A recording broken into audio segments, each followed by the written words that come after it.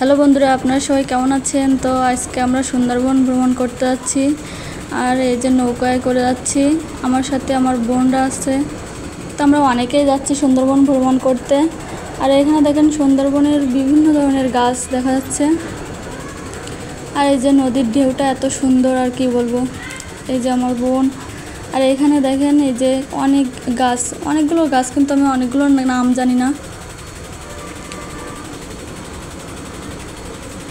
আর সুন্দরবনের গাছ কিন্তু অনেক সুন্দর হয় দেখতে, ভিতর থেকে না দেখলে বোঝা যায় না যে আসলে গাছগুলো কেমন।